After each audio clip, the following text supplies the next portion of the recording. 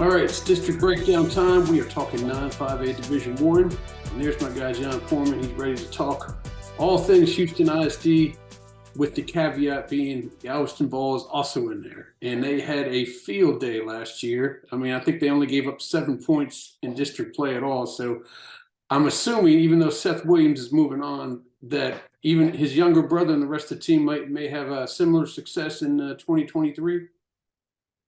Yeah, I mean, Galveston Ball, I mean, they're in a great position to win this district again, I think. The UIL really helped them out with this alignment, going from a little bit tougher district to perhaps an easier one. And, that's not a knock on any of these Houston ISD schools, but it's just kind of the reality of where some of these programs are at. And, Galveston Ball, you look at what they did in district last year. They finished the regular season undefeated at 10-0 before losing in the playoffs. But, they finished their year outscoring their opponents 556-31.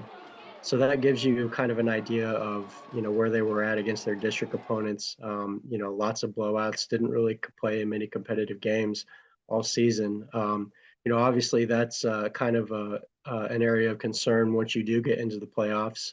But as far as this district goes, it's looking like they're in good shape to repeat as the champions. Yeah, I think they played one of the Magnolia teams in the first round of playoffs. They actually gave them a good game. That's Yeah. going to be one of the sticking points is how can this district get a playoff win? If it's probably going to have to come out of Galveston Ball. Talk a little bit about the Williams brother that's remaining, Jonah, and how he may step it up there for the tours. Yeah, Jonah Williams is just a dynamic playmaker all over the field, really. I mean, offense, defense, special teams, he can kind of play it all and do a lot of different things. He's really versatile. He is being recruited as a defensive back, as a safety. He's 6'3", 203 pounds. He's a 4-star recruit. So, he's one of the top guys in the state for the class of 2025. And he's just one of those guys that is going to give you a chance every single time he steps on the field. He's going to, provide a spark that you might need. Just a really exciting player coming up through the ranks now. I mean, and Galveston Ball is surely very happy to have him returning. And we talk about how Ball kind of has a strong hold on this district, but it's not a really bad thing for Houston ISD. I mean, you got 3 spots there to get playoff spots. A lot of these guys were in with Marshall last year, 2 years ago, and teams like that, where it's more than just Ball. There was like 4 or 5 other teams that was hard to compete against. Now these guys can kind of compete against each other, get into the postseason, and try to get a couple wins in the postseason if they can. Talk about some of the Houston ISD teams that we could look out for in 9-5A.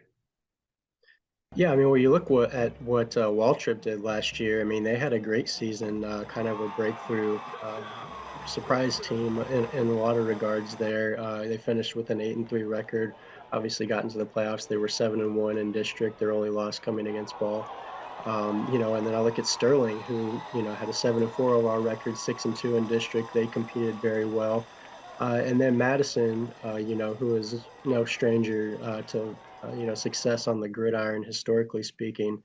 They were right there in that 4th spot at 6-5 overall and 5-3 in district. So, coming in back into this season, I'm looking at those 3 teams to kind of maybe get back into the playoffs. Also looking at Milby, what they did last year, went 500 overall and 4-4 in district.